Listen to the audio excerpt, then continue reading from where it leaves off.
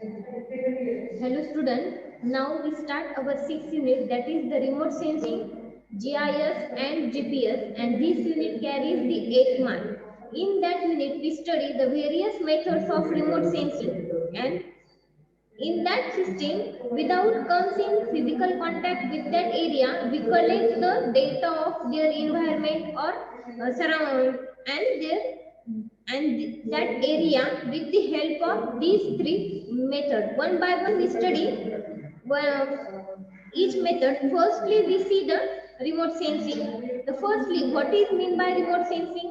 The remote sensing is a method of collecting and interpreting the information about the terrain or other object from a distance without being in physical contact with that object. That means if we have to collect the data of any region, but there is a not possible to come in contact with that area or physically contact with that area. In that case, by using a remote sensing technique, we collect the information of that area. For example,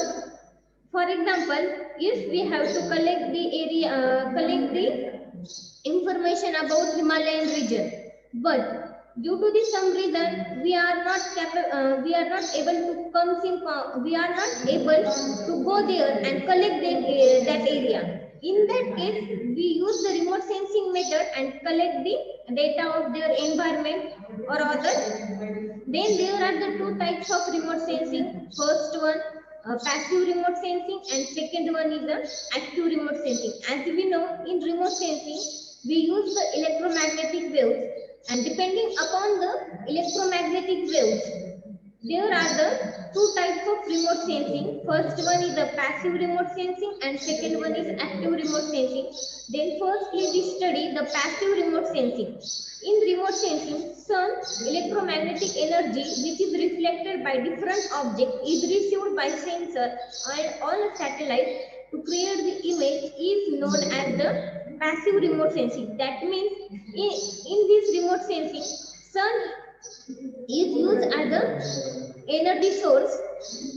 Also we can say that in this system the non-renewable sources, for example sun is used as an energy source, then that system is called as the passive remote sensing. And second one is the active remote sensing. The active remote sensing makes the use of sensor that detect reflect responses from the object that are irradiating from artificially generated energy source such as radar. That means in active remote sensing, for generation of the energy sources, artificially energy sources are used, for example radar. Then next one we study the principle of remote sensing. In that we study how the remote sensing is work. Then firstly, the sensing the earth surface from space by making the use of properties of electromagnetic waves emitted, reflected, diffracted by the same object by using a natural sources management, land use and artificially resource. That means in that the electromagnetic waves are the study of the electromagnetic waves are carried out. That means these electromagnetic waves are emitted, then reflected and diffracted in the atmosphere by using the natural resource management, land use and artificial resources, and from that we collect the data. Then now we study how to the remote sensing principle is carried out. In this figure we see the firstly with the help of sun, and we can use the sun as the energy source, and the electromagnetic waves from the sun is traveling through the atmosphere through B and reaches to the surface, that is at point C, and after interact with the point C or after interact with the earth surface, they are reflected back to the sensor. After that it passes to the sensor, then it is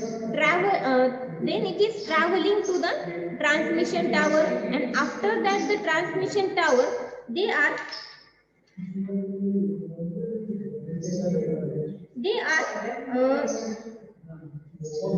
sent to the multiple data user by simplifying in a simplified form.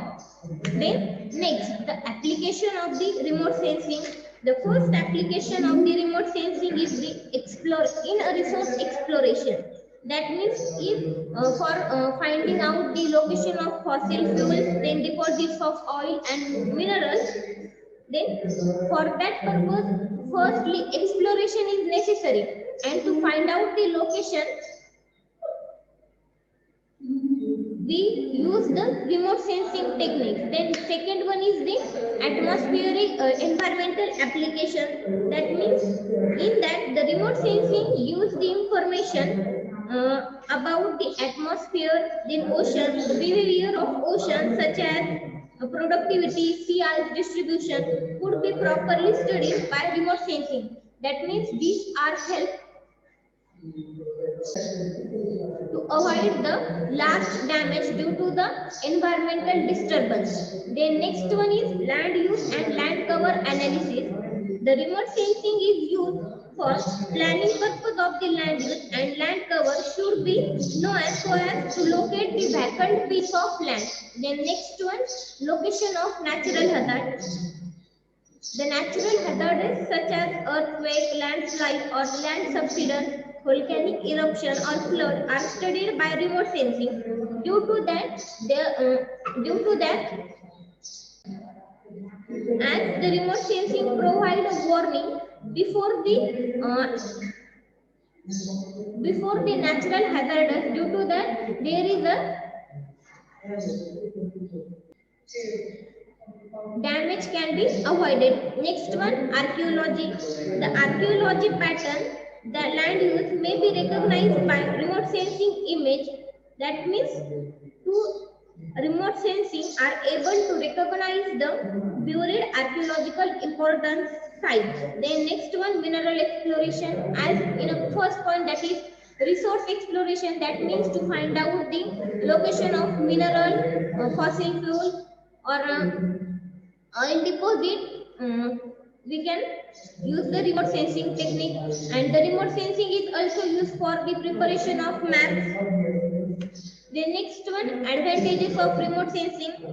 The remote sensing gives the real-time data connection. That after that it covers the large data in a less time. Then variety of data can be collected. Then repetitive work.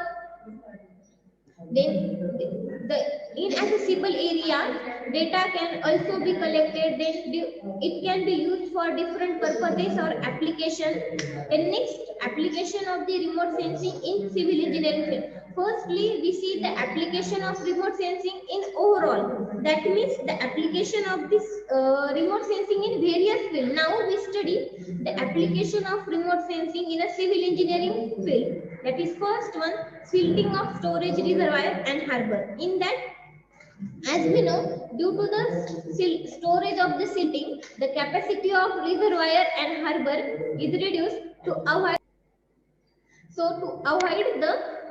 avoid that situation, we can use the remote sensing to find out how much depth silt is stored in a reservoir.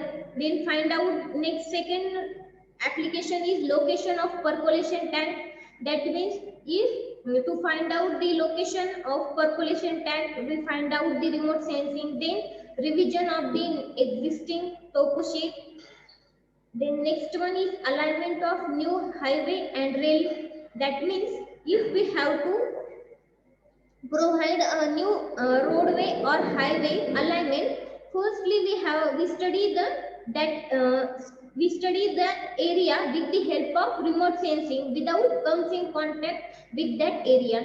Then it is also useful in for finding out the location of dam, bridges, tunneling, and it also helpful in finding out the seepage losses in a canal. Due to that, the loss of water can be reduced and the capacity of canal can be increased.